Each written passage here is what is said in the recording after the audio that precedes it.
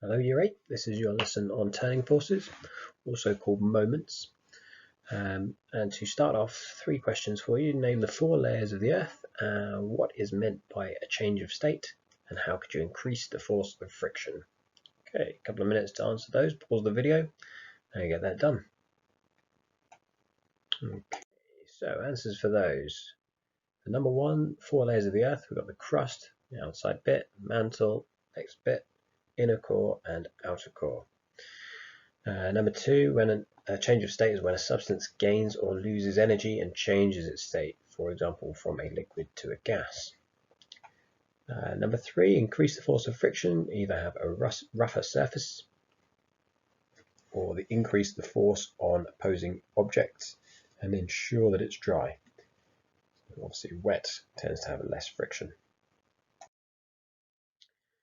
Challenge for you first of all. So can you stand with your heels touching the wall, feet flat on the ground, and then pick up an object that is placed on the floor just in front of you?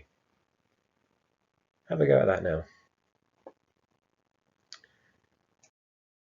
Well, what you would have probably found is that it's impossible to pick up the object because you would become unbalanced. So you would tip forward because you can't divide your weight evenly. So think about how can we overcome this problem? How do things normally balance, and how can we calculate if something will balance? Pause the video now to come up with some answers for those questions. So in order to understand the answers to those, we need to think about these. So we have already looked at this year simple machines, including levers. And levers help us when we're thinking about balance. So forces can move objects by turning them around a pivot. In this picture, the pivot is the top of that blue triangle. A long bar that pivots is a lever, so the green bar going across is the lever. When you push down on one side where the red arrow is, the object on the other end, the load, moves up. Using a lever magnifies the force and makes objects easier to move. Okay, that's the whole point of simple machines, is that they make our work easier. So in this picture, we've got this girl who's trying to lift this box, and she's using a lever to help her. So what I'd like to do first of all is to draw a diagram of this. You don't need to include the person, you can just include her as a force arrow going downwards, and then label the diagram with the following words: load, pivot, and force. Under your diagram, describe what happens when Jenny applies a force at one end of her lever. Pause the video now to do that. Okay, so what you should have had was the pivot is the top of this triangle down at the bottom of the picture. The load is the box that she's trying to lift, and the force is in her position, an arrow going down towards the floor. So from above the lever, pushing down on top of the lever towards the floor. There we go. So we've also got an arrow for the load to show the direction that it would move once the force is applied. So your explanation would be, as Jenny applies force to her lever, she exerts effort on one end. The effort force downwards causes the load on the other end of the lever to move upwards. Jenny lifts her box upwards. Well, you're going to have a go at this, so either using the worksheet, or if you don't have it, you can copy the pictures on the next couple of slides and correctly label them with force and pivot. So the first two we've got a tap and a door handle. Label which are the pivots, where the force would be applied and in what direction. Remember to make sure it's got an arrow for the force so we know the direction that it's moving in. Okay, so for the tap, we've got the pivot is the spindle of the tap, where point around which it turns, and the force is coming away towards the left. It's being turned towards the left. For the door handle, the pivot is where the handle meets the frame that it sits in, and the force is going downwards from the end of the handle. Okay, next two Okay, next two pictures. So we've got a spanner changing a nut on a wheel and the axle of a wheelbarrow. So again, same thing, copy down the diagrams if you don't have the worksheet, label on them where the forces are being applied, what direction, and where the pivot is. Pause the video now to do that.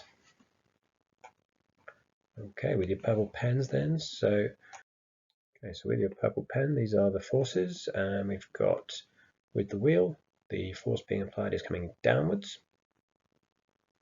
from the end of the spanner, and the pivot is the nut about which it's turning. For the wheelbarrow, the pivot is pointing towards the axle, and the force is going up from the handle. Okay, so this brings us on to some practical applications of these. Why does a crane have counterweights? So if you've ever had a look at a crane, you would have noticed on one side they have the load, which would be in this picture on the right hand side, and on the other side in this picture would be the left, where the arrow is, they have counterweights. So a tower crane can lift heavy loads, obviously we know that, and the counterweight produces a turning force. Turning force is called a moment. So that is producing a force pushing downwards, which would, if it was unbalanced, turn this girder that is horizontal at the moment in a clockwise direction. Because that is being balanced by the load, that means that that bar is able to stay horizontal, stay still. So counterweights are essential for cranes to be able to do their job. So the moment from the load is balanced by the moment from the concrete blocks to stop the crane toppling over. Now we can move these concrete blocks on the right hand side, which allows us to increase or decrease the moment force and therefore adjust for different size loads. So the equation for a moment, we need to copy this down. A moment is the turning effect of a force, and that is the force in newtons times distance from pivot in either centimeters or meters. That's what your formula triangle would look like. So copy that down, please, into your books. These are measured in newton centimeters or newton meters, depending on what you've measured the distance in.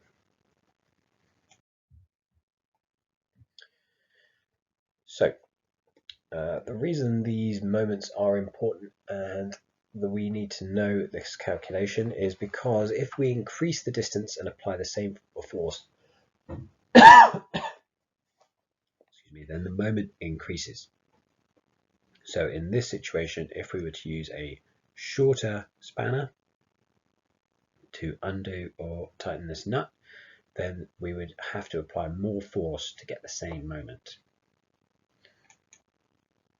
So we've got the pivot, and the force is labelled there. The distance from the force to the pivot, that will affect our moment. Okay, so your next task, a mechanic pushes a spanner with a force of 50 newtons. He pushes on the spanner 40 centimeters from the end of the spanner. Write the force and the distance on your diagram. So you need to copy down this diagram and label the force and the distance. Calculate the moment of the force using this information and the equation that you wrote down just a few minutes ago. Then see, would the moment be bigger or smaller if he used a longer spanner? Explain your answer underneath. Okay. If you manage to finish those, there's a challenge. Why is it important that we can calculate the moment turning force required? So have a think about those questions, copy your diagram down and answer those questions. Pause the video now to do that.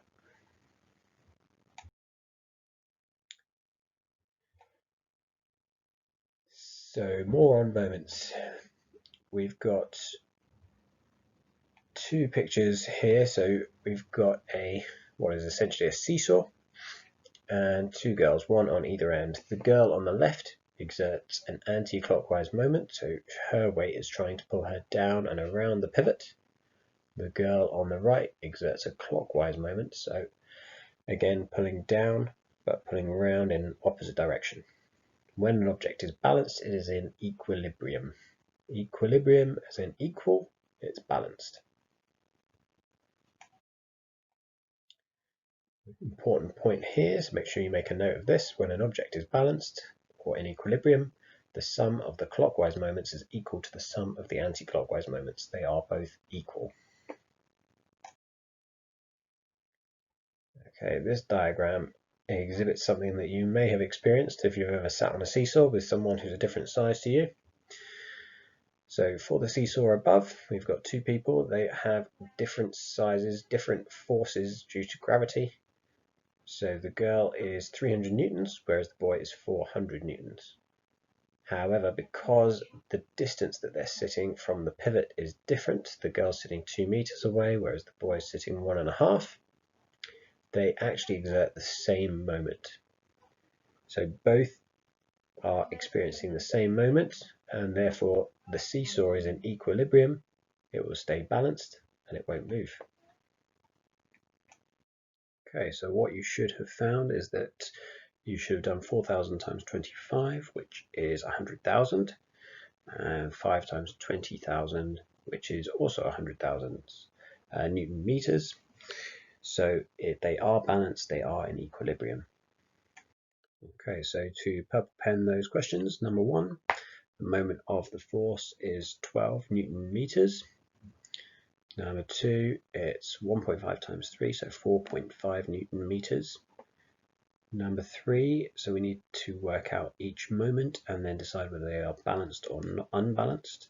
So for the first one on the left, it's 1 times 10, so 10 Newton meters. On the right, it's 5 times 2, 10 Newton meters. So that one is in equilibrium, it's balanced. Number 4, we've got 12 times 20 on the left, which is 240 Newton meters. And 15 times 8 on the right, which is 120 Newton meters. So that one is unbalanced. Number 5, it's 20 times 8 on the left, which is 160 Newton meters, and 15 times 11 on the right, which is 165 Newton meters. So again, unbalanced. The last one, number 6, we've got 8 times 2 on the left, 16 Newton meters, and 3 times 5 on the right, which is 15 Newton meters, again unbalanced. Okay, so that's the end of our lesson. Hopefully now we are able to complete our outcomes. So state the law of moments and state the equation to calculate a turning force.